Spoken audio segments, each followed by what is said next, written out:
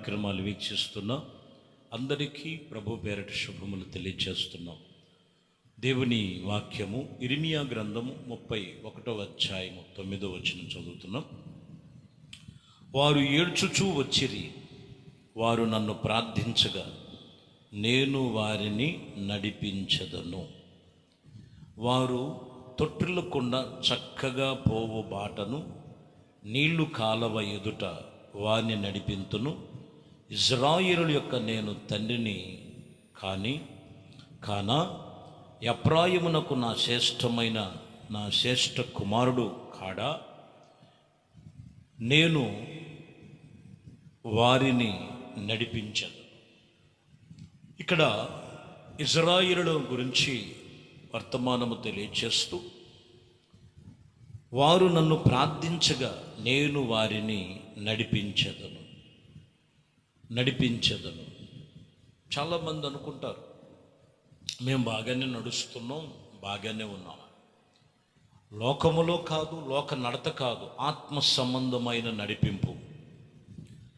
వారు నేను వారిని నడిపిస్తానని ప్రభు చెప్పిన మాటల్లో ఇక్కడ ప్రాముఖ్యమైన మాట ఉంది.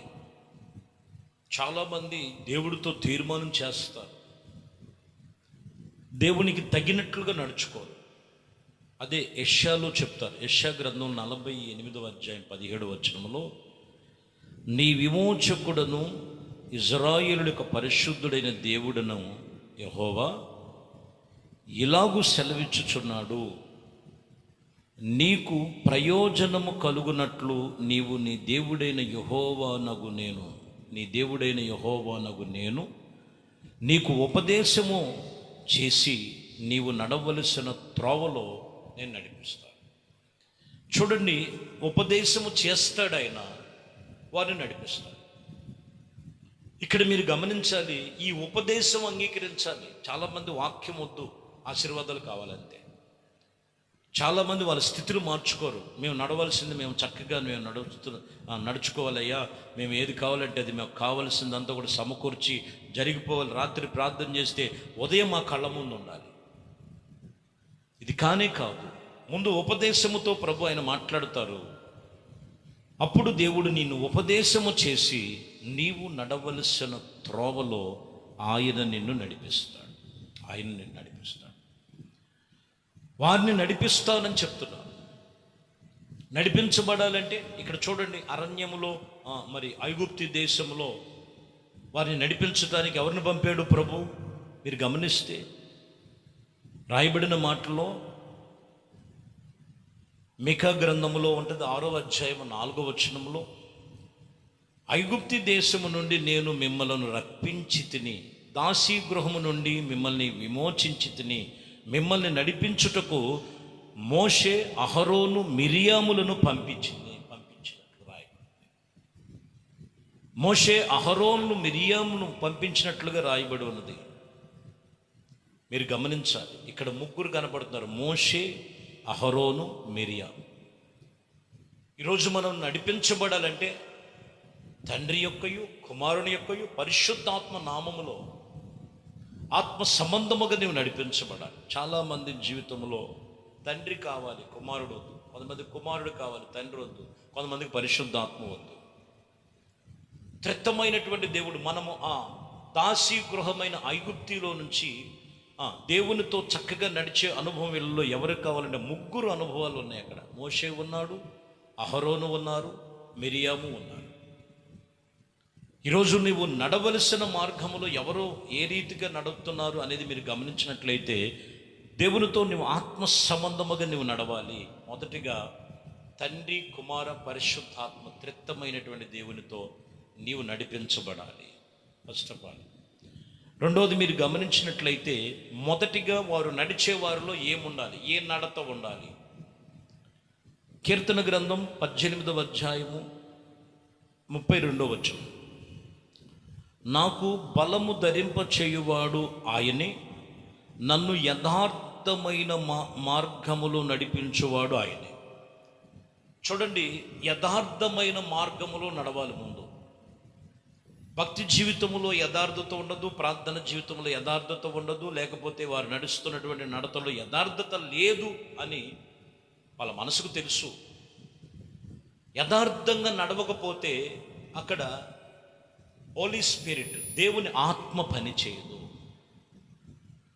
ఏదో నడుస్తున్నాం ఆత్మీయతలో, గుడ్డిగా నడిచేవాళ్ళు ఉంటారు, కుంటిగా నడిచేవాళ్ళు ఉంటారు, ఏదో జరిగిపోతుంది టైం, సంవత్సరం. ఇక్కడ యథార్థముగా నడవాలి. నాకు బలము ధరింప చేయవాడు ఆయనే, భక్తుడు దావీదు అంటారు, నాకు బలము ధరింప చేయవాడు ఆయనే, యథార్థమైన మార్గములు నన్ను నడిపించయ్యా. ఏది ఉండాలంటే యథార్థత. ముందు యథార్థంగా నడవటం నేర్చుకో ఆత్మీయతలో. అక్కడ అంటారు కదా, 2 కొరింథీయులకు రాసిన పత్రికలో 2వ అధ్యాయం 2 కొరింథీ 2వ అధ్యాయం 11వ వచనం, నేను ఇదిగో మిమ్మలను క్షమించినట్లు సాతాను ఇదిగో మనలో మోసపుచ్చుచున్నట్లుగా నిమిత్తము క్రీస్తు సముఖమందు క్షమించేటువంటి స్వభావము గలవారై ఉండాలి. సాతాను తంత్రములను మనము ఎరగని వారమేమి కాము అని చెప్తాడు. మనం ఒకరికొకరు క్షమించుకోవాలి. మేము యథార్థంగా నడుస్తున్నామని చెప్పేసి కొందరిలో ఏముంటాయంటే క్షమాపణ ఉండదు. క్షమించే గుణాలు కొన్ని విషయాలు, తన తోటి సహోదరుల విషయంలో, తన ఇరుగు పొరుగు వారి విషయంలో ఏం కలిగి ఉండాలి? క్షమాపణ కలిగి ఉండాలి. లేకపోతే సాతాను తంత్రాలు ఎలా ఉంటాయి తెలుసా? వాడు పలానా టైంలో నేను ఈ రీతిగా మాట్లాడాను, వాడిని క్షమించొద్దు, వాడిని శిక్షించు. సాతాను మోసపుచ్చుతాడు. నువ్వు యథార్థంగా నడిచే విషయంలో మొదటిగా క్షమాపణ గుణము కలిగి ఉండాలి, క్షమాపణ ఉండాలి. ఎఫెసీ పత్రికలో 4వ అధ్యాయము 22వ వచనం మనం చూస్తున్నాం. 22వ వచనంలో మీరు చదివినట్లయితే,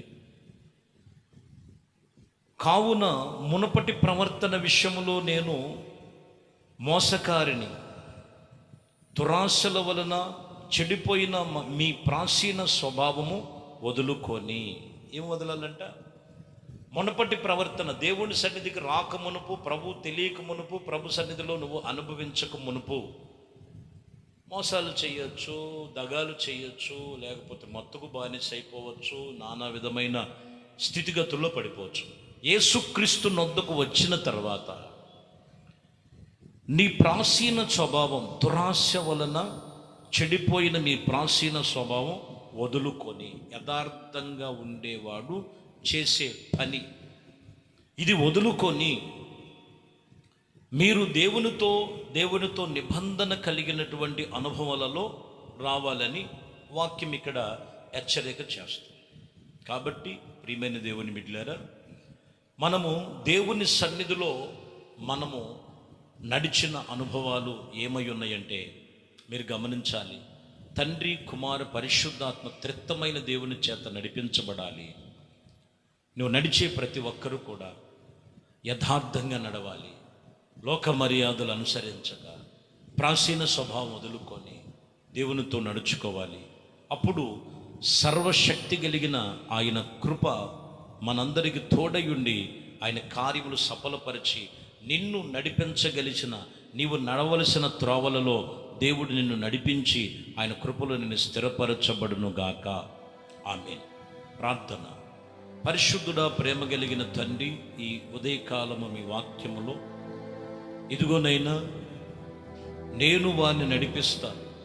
మీ వాక్య వాగ్దానం ఏ విధముగా నడవాలో తండ్రి, కుమార, పరిశుద్ధాత్మ దేవ మీ సన్నిధానములో ఆత్మలో నడిపింపు దయచేసి యథార్థముగా నడిపించి ఇదిగోనైనా దాస్యగృహమైన ఐగుప్తిలో నుంచి పాలు తేనెలు ప్రవహించు దేశములో నడుచున్నట్లుగా మీ యొద్దకు వచ్చి ప్రాచీన స్వభావాన్ని విడిచిపెట్టి నవనూతనమైన జీవితంలో జీవించే నడత ప్రతి ఒక్కరికి కలుగు చేయమని సమస్తమును మీ చేతులకు అప్పగిస్తూ సర్వ మహిమ, ఘనత, ప్రభావాలు మీకే పొందుకోమని నజరేయుడైన యేసుక్రీస్తు పరిశుద్ధ నామములో ప్రార్థించి వేడుకొనుచున్నాము తండ్రి. ఆమేన్. ప్రభు మిమ్మల్ని దీవించి ఆశీర్వదించునుగాక. ఆమేన్.